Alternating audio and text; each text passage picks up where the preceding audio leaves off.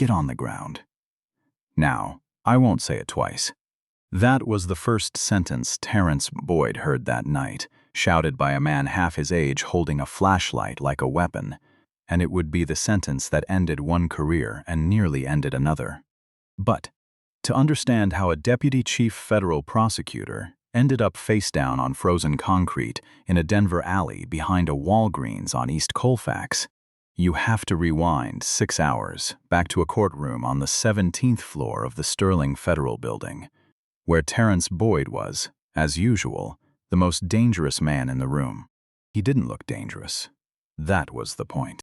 At 44, Terrence Boyd was deputy chief of the Civil Rights and Special Prosecutions Section for the United States Attorney's Office, District of Colorado, and he had spent the day taking apart a corrupt bail bondsman ring with the patience of a surgeon and the precision of a man who had never once raised his voice in a courtroom and never needed to. When Terrence stood, junior prosecutors stopped talking. When he sat down after cross-examination, defense attorneys quietly asked for a recess. He had built his entire career on being underestimated exactly once by everyone who mattered, and never again. At 7:52 that evening, his silver Lexus ES gave out in the underground garage beneath the courthouse. Not a dramatic death, just 3 dry clicks and silence, the kind of silence a car makes when the battery has, finally, quietly given up after 9 years of faithful service. Terrence sat behind the wheel for a moment, exhaled, and made the kind of decision that changes a life without announcing itself as a decision at all. 2 trucks in downtown Denver on a Tuesday in January could take 2 hours. The Route 15 bus up East Colfax would take 22 minutes and drop him 4 blocks from his house in Park Hill. He grabbed his overcoat, then thought better of it. Sweat under wool never survives a Colorado wind chill, and instead pulled a gray Georgetown Law hoodie and a black beanie from his gym bag in the back seat. He left his suit jacket, his silk tie, and his court blazer folded neatly inside his leather satchel. In their place, a hoodie, sweatpants, and running shoes he kept for lunchtime laps around Cheeseman Park. He looked, in other words, like nobody.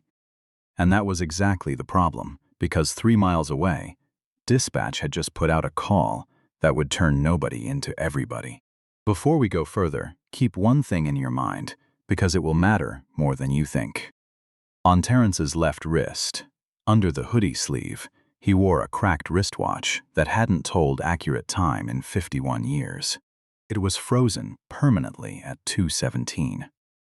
We'll come back to that. Terrence had one photograph in his wallet, tucked behind his bar card, worn soft at the corners from being handled too many times over too many years. It was a black and white picture of a young man in a factory uniform, arms crossed, unsmiling, standing outside a Denver steel plant that didn't exist anymore. That was Walter Boyd, Terrence's father. In 1974, Walter Boyd had been walking home from a night shift when 2 patrol officers decided he matched the description of a man who'd robbed a liquor store 4 blocks away. Walter didn't match the description. Walter didn't own a weapon. Walter spent 14 months in the Colorado State Penitentiary before a public defender finally forced a records check that proved he'd clocked out of his shift 11 minutes before the robbery occurred. When Walter Boyd came home, he was 31 years old. He'd lost his job. His marriage had nearly ended, and the watch on his wrist, stopped during a struggle with the arresting officers on the night he was taken, had never worked again. He wore it anyway, every day, until he died of a heart attack at 59. Terrence had worn it every day since. Not as jewelry, as a verdict, one he carried against his own pulse. He had never told a single colleague the story. Not his supervisor. Not the 2 law clerks who'd worked under him for 3 years. He simply did the work, quietly, relentlessly, and let people assume the intensity was ambition. It was never ambition. It was inheritance. 3 miles away, Officer Grant Wexler was parked outside a 7-Eleven, finishing a Red Bull he didn't need, and a shift he already hated.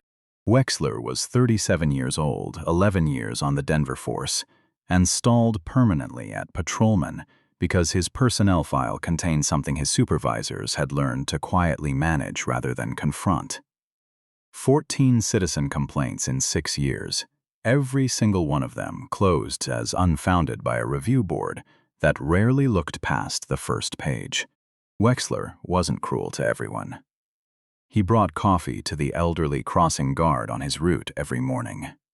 He'd once spent his own money on a car seat for a stranded mother. People who knew Wexler socially called him a good guy, and in most rooms, he was. But there was a particular kind of person Wexler had decided, somewhere along the way, deserved a different version of him. And that decision had never once cost him anything. Not one write-up in 11 years had followed him past his own precinct doors. At 8:04 p.m., dispatch broadcast a burglary call. Male suspect, black, approximately 6 feet tall, dark hooded sweatshirt, last seen near the 1500 block of Colfax. It was, as these descriptions almost always are, a net wide enough to catch a third of the men standing on any given block in the city of Denver on a 31-degree night. Wexler pulled out of the lot without hesitation. He didn't need more detail. He already had a picture in his head of exactly who he was looking for. And it wasn't a description, it was a feeling. And feelings, in Grant Wexler's 11 years on the job, had never once been questioned by anyone with the authority to stop him. Terrence was standing under the flickering awning of the bus shelter at Colfax and Vine, hands in his hoodie pocket, reading a case memo on his phone, when the headlights slowed behind him. He assumed it was nothing. He'd lived in this city for 31 years. He was a federal officer of the court. He had, in the most literal sense possible, put men like the one now stepping out of that patrol car behind bars for lying on arrest reports. It did not occur to him, even for a second, to feel afraid. That, it would turn out, was the first mistake either man made that night, though only one of them would ever admit it. Hands where I can see them. Step under the light. Wexler's voice cut through the wind like a blade, finding a seam. Terrence turned, slowly, palms already open, and felt the particular chill that has nothing to do with January. "Officer, I'm just waiting on the 15. It's running a few minutes late." His voice was level, almost gentle. It was the voice he used on hostile witnesses who thought volume was the same thing as strength. "I didn't ask what you're doing." I asked for ID. Wexler had already closed the distance to 4 feet, one hand resting on the grip of his weapon, the other holding a flashlight angled directly into Terrence's eyes, despite the street lamp already doing that job adequately. Here is where most people make their second mistake, and Terrence knew it, because he had cross-examined 100 officers who'd used exactly this moment against exactly this kind of citizen. He did not reach for his wallet. He asked a question instead. "Before I do that, can you tell me what reasonable suspicion you have to detain me? I haven't broken any law standing at a bus stop." 3 sentences. That's all it took. Something in Wexler's face changed, the way a door changes when the latch gives, the casual authority curdling, instantly, into something with teeth. "You a lawyer now?" Wexler said, and the words came out soaked in contempt. "We got burglaries in this area for 3 weeks. You match. Give me the ID, or I'm taking you in for obstruction. Your call, tough guy." Terrence understood with total clarity exactly what was happening and exactly how badly it could go if he did anything but stand perfectly still. "I am declining to provide identification without reasonable suspicion, which is my right," he said, each word measured like a closing argument. "And I am asking you clearly, am I free to go?" Those 4 words, "am I free to go?" are the single most legally significant sentence a citizen can say to a police officer in America, because they force a binary answer with consequences attached to either choice. Wexler didn't answer them. He didn't have an answer, not a lawful one, and some ugly cornered part of him understood that even as his hand shot forward and closed around Terrence's upper arm, hard enough to leave bruises that would still be purple 9 days later. "Get off me. Do not put your hands on me." Terrence's voice rose for the first and only time that night, not in panic, but in the sharp, involuntary reflex of a body being violated against its will. Wexler didn't hear the distinction. He spun Terrence around and slammed him chest first into the plexiglass wall of the bus shelter, with enough force that the panel cracked in a spiderweb pattern across Terrence's cheekbone height. A woman waiting at the opposite corner gasped and lifted her phone. She would film the next 90 seconds in full, though she would spend the following 4 months too frightened to come forward. We'll return to her too, because her silence carries its own verdict. "Stop resisting," Wexler barked, the phrase every rookie learns before they learn the penal code, a phrase built for the camera and for no one else, because Terrence was not resisting. Terrence had gone completely, deliberately limp. Every muscle in his body screaming to fight back, and every ounce of his training screaming louder that a black man fighting back against an armed, frightened, furious white officer on a dark street corner does not get a trial. He gets a headline.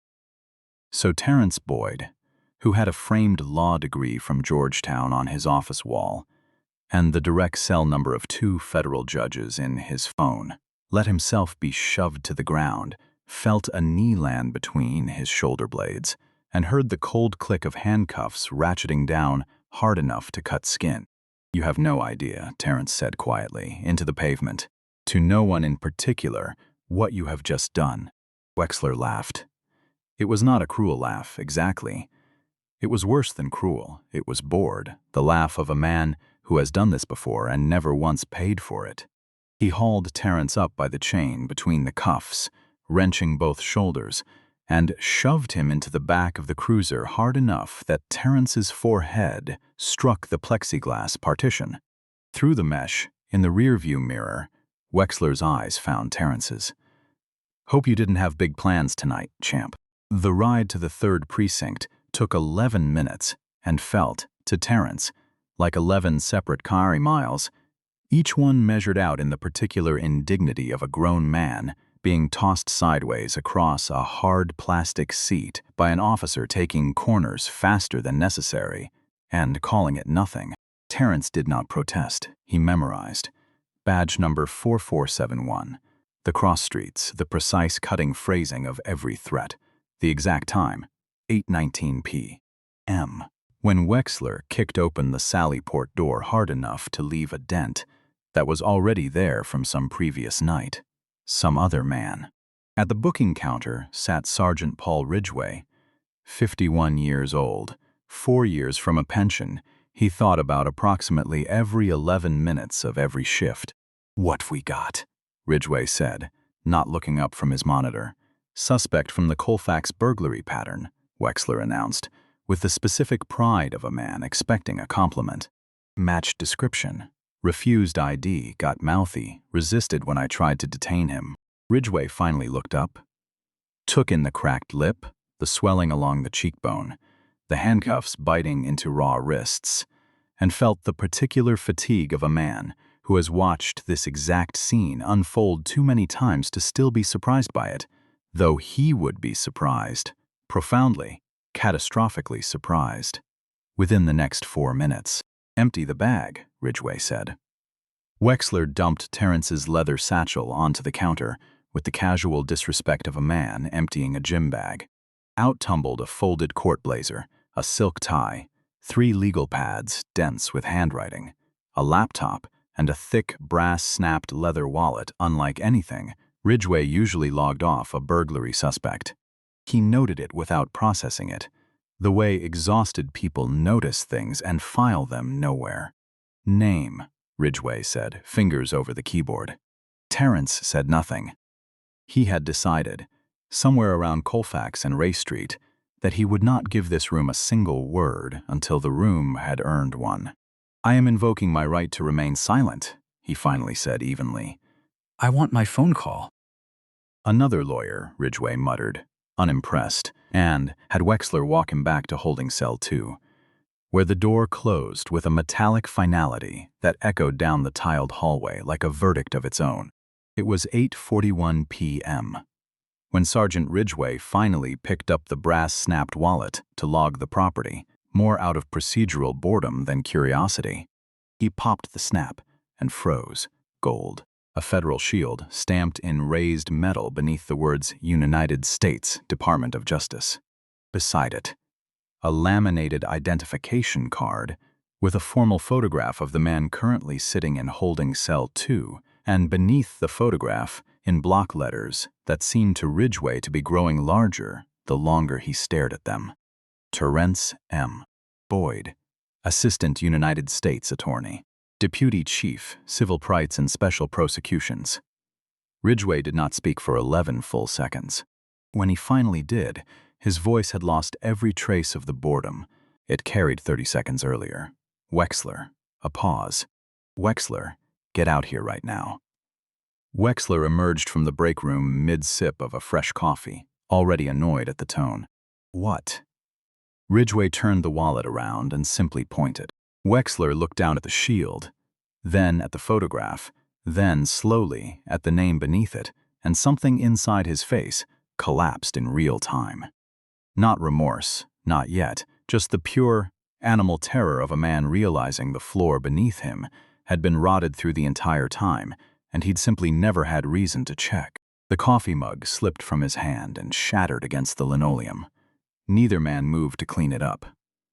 "Tell me," Ridgway said, very quietly, "that you didn't put your hands on him." Down the hallway in the dark of holding cell 2, Terrence Boyd sat with his hands folded on his knees, listening to the muffled chaos erupt on the other side of the concrete, and allowed himself, for the first time all night, something close to a smile. Not triumph, just the quiet, terrible satisfaction of a trap closing exactly the way he'd designed it to close, one calm sentence at a time. Captain Edward Halloran received the call at 9:03 p.m., 3 years from his own retirement in Scottsdale, and broke every posted speed limit getting to the 3rd precinct in an unmarked Explorer. He walked into a booking area that felt less like a police station and more like the minutes before a structural collapse. Ridgway pacing, sweating through his uniform shirt, and Wexler folded into a plastic chair in the corner, staring at the floor as though trying to memorize the pattern of the tile. "Where," Halloran said, and didn't finish the sentence, because there was only one place left to ask about. "Cell 2, Ridgway said. "He hasn't asked for a lawyer. Hasn't said a word since he invoked." "Of course he hasn't asked for a lawyer," Halloran snapped, snatching the keys off the counter. "He is the lawyer." He turned on Wexler with a fury that had nowhere else to land. "You do not speak. You do not text your union rep. You do not so much as breathe until I say you can breathe. And if that body camera has 1 second of gap in it, I will personally end your career before this man's lawyers get the chance." Wexler said nothing. There was, for the first time in 11 years, genuinely nothing to say. Halloran walked the green-tiled corridor alone, each step colder than the last, and stopped in front of cell 2, where Terrence Boyd sat perfectly still, watching him with an expression Halloran would describe to his wife that night as the most frightening calm he had ever seen on a human face. "Mr. Boyd," Halloran said, fumbling the keys twice before the lock finally gave. "There has been a serious mistake tonight. I am opening this door. You are free to go, with our deepest apologies, and I will personally see to it that," Captain Terrence said, and did not stand. "Am I being unarrested?" "Yes, sir, immediately. And under what legal authority was I detained, thrown against a wall, cuffed and locked in this cell for the last?" He glanced at the clock on the wall. Hour and 19 minutes. Halloran opened his mouth. Nothing useful came out. "That's what I thought," Terrence said, rising finally, stepping into the corridor light where the swelling along his cheekbone became fully visible for the first time, along with the raw red furrows the cuffs had carved into both wrists. "I want the booking sheet." The dispatch log, the badge number of the officer who assaulted me, though I already have it memorized. And I want it understood, Captain, that I am not walking quietly out a side door, so this department can bury tonight in a drawer. I have spent 11 years putting men like your officer in federal prison. I intend to be extremely thorough. At 8 the next morning, still wearing dark glasses to hide the bruising along his cheekbone, Terrence walked past his own office and straight into the top-floor suite of Margaret Ellsworth, United States Attorney for the District of Colorado, a woman with 30 years in federal service and a reputation for eating disorganized arguments alive. She looked up from her coffee, and her face changed the instant she registered his injuries. Terrence, what in God's name happened to your face? He told her everything, in the same flat, procedural cadence he used to argue before a grand jury. The stop, the shove, the cuffs, the cell, the hour and 19 minutes, and watched Margaret Ellsworth's expression shift from concern to a controlled, incandescent fury that Terrence recognized because he'd felt something like it exactly once before, standing at his father's funeral. "I'm calling the chief of police myself," she said, reaching for her phone. "No," Terrence said. "If you do that, it becomes a courtesy call between two powerful offices, and Officer Wexler gets quietly transferred somewhere he can do this again to somebody without my last name. I want to do this the long way. I want to sue." 3 hours later, Terrence sat across a glass conference table from Diane Castellano, the most feared civil rights litigator in the Mountain West, a woman who had extracted 9-figure settlements from municipalities that thought their insurance would protect them. She read the incident report Terrence had drafted himself in a single, unbroken sitting, and by the 3rd page, she was no longer reading. She was hunting. "They didn't just hurt you," she said, not looking up. "They handed you a loaded weapon and forgot to check whose hand was on the trigger. This isn't a one-time mistake, Terrence. Officers who behave like this on night 1 behave like this every night. We're going to find out how many nights." She was right. It took 9 weeks of discovery to find out exactly how many. The Denver Police Union tried, in those first days, to control the story the way these institutions always try. Anonymously, through friendly reporters, suggesting Terrence had been erratic, that he'd matched a legitimate suspect profile, that the body camera had suffered a technical malfunction during the encounter, a phrase repeated so often across 3 different news outlets that it was clearly coming from a single, coordinated source. What none of them knew was that the woman who'd filmed the arrest from across the street had finally, after 4 sleepless weeks of guilt, mailed her phone's video file anonymously to Diane Castellano's office, along with a single unsigned note. "I should have said something that night. I'm saying it now." At the deposition, 4 months to the day after the arrest, Officer Grant Wexler sat across the mahogany table from Diane Castellano in a gray suit that no longer fit him properly, having lost 11 pounds in 10 weeks on unpaid administrative leave. Beside him sat Gregory Sable, the city's chief litigator, a man whose entire job that morning was damage control on a fire that had already burned through the roof. "Officer Wexler," Castellano began, sliding a certified transcript across the table, "direct your attention to page 12. Timestamp 8:01 p.m. 3 minutes before you activated your emergency lights." According to the Central Dispatch log, Unit 12 Adam had already apprehended a burglary suspect 2 blocks away. 19 years old, red jacket, blue jeans, nothing resembling the man you stopped that night. Dispatch cleared the call at 8:02. Your radio log shows you acknowledged that transmission, personally, at 8play3, on the exact channel you were monitoring. She let the silence stretch. You stopped Mr. Boyd knowing the suspect had already been caught. Wexler's jaw tightened. "I didn't hear that call clearly. There was interference."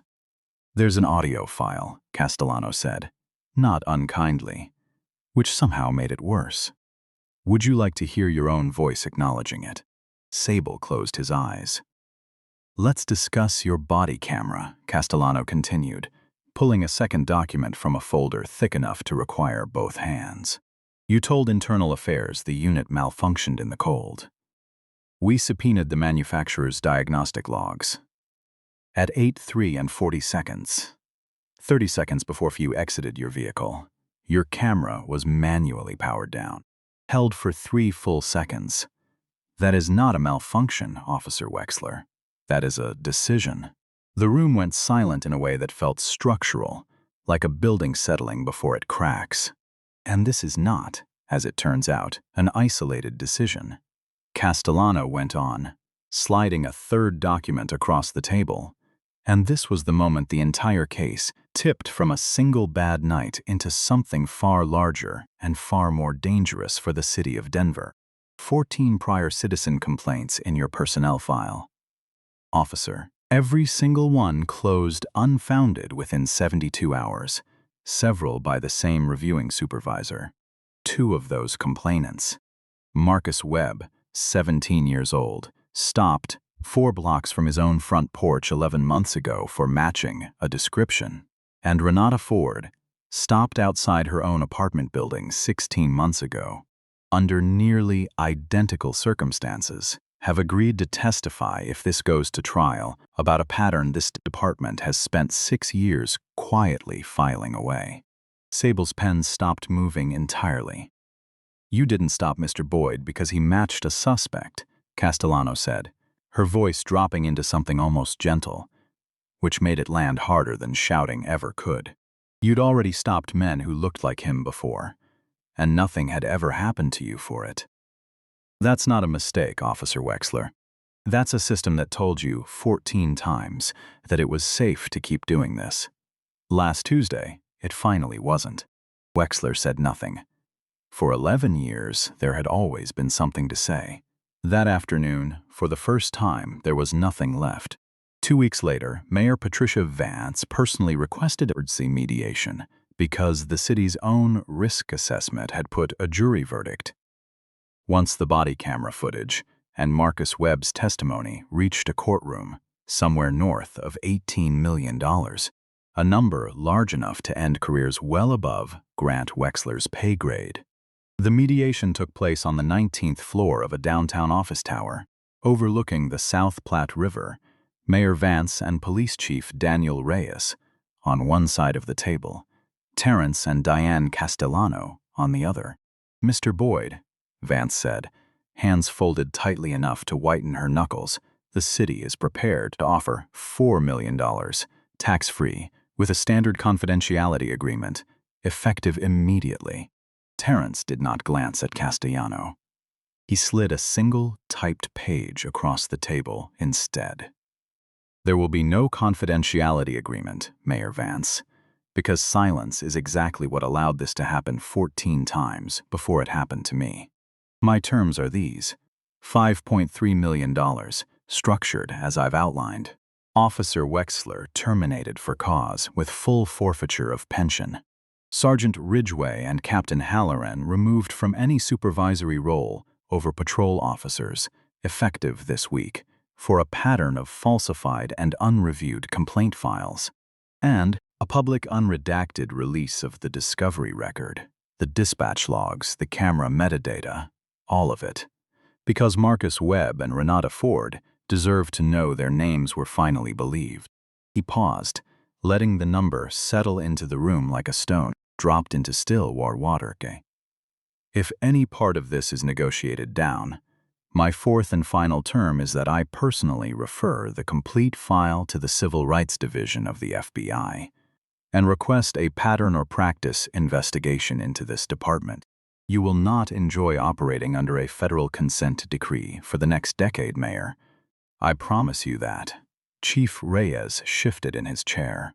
Mr. Boyd, we can't simply dictate pension forfeiture through a civil settlement. There are procedural.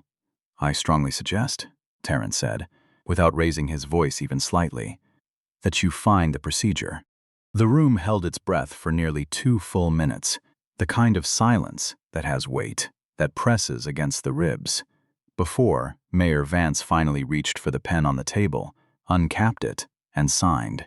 The fallout, once it began, moved with the particular speed institutions reserve for containing a scandal rather than preventing one. Within 48 hours, the settlement was public, every figure of it exactly as Terrence had insisted. Grant Wexler was fired the same week. 9 days after that, a federal grand jury indicted him on 2 counts of deprivation of rights under color of law, and 1 count of obstruction for the deliberate camera shutdown. Charges that, unlike the department's 14 prior complaints, could not be quietly filed away. He pleaded guilty 4 months later, rather than face a jury that would hear Marcus Webb's and Rafata Ford's names read into the record. He was sentenced to 4 years in a federal correctional facility and will be permanently barred from ever holding a law enforcement badge in the United States again. Sergeant Ridgway resigned within the month, his 30-year pension quietly reduced through an internal review that found he had rubber-stamped 11 of Wexler's 14 complaint closures without conducting an actual review. Captain Halloran was reassigned to a records management post with no supervisory authority, a demotion so complete that he submitted his own resignation 5 weeks later rather than sit through it. The 3rd precinct was placed under an 18-month independent monitoring agreement, its patrol training curriculum rebuilt from the ground up by a court-appointed reform officer, its stop and frisk data now published publicly every 90 days. Terrence Boyd donated $2 million of the settlement to a legal defense fund, providing federal-level representation to victims of police misconduct across the state of Colorado, and he personally, quietly, arranged for the remainder of Marcus Webb's college tuition to be paid in full, though Marcus would not learn who had done it for another year. 6 months after a dead car battery isn't the direction of his life. Terrence Boyd walked back into the Sterling Federal Building on a cold Monday morning, took the elevator to the 17th floor, and sat down at his desk. He rolled up his left sleeve out of habit before reaching for his pen, the way he did every morning, and looked, for a moment longer than usual, at the cracked wristwatch frozen at 2:17. The exact minute 51 years and 6 months apart almost to the day. That 2 different Boyd men had felt handcuffs close around their wrists for a crime neither of them had committed. His father never got an apology. His father never got a settlement, or an indictment, or a badge stripped from the man who'd taken 14 months of his life. Terrence closed his hand gently around the watch face, the way he did every morning, and opened a fresh case file. There was, he thought, still a great deal of work left to do. If this story stayed with you, not because of how it ended, but because you recognized someone in it, maybe even a version of yourself standing at that bus stop, or worse, standing across the street with a phone in your hand and 4 weeks of silence ahead of you, then let it matter. Like this video, so it reaches someone who needs to hear that being believed is possible. Share it with someone who's ever been told they didn't belong somewhere they had every right to stand. And tell me in the comments, if you'd been the woman across the street that night, how long would it have taken you to send that video? I read every single answer.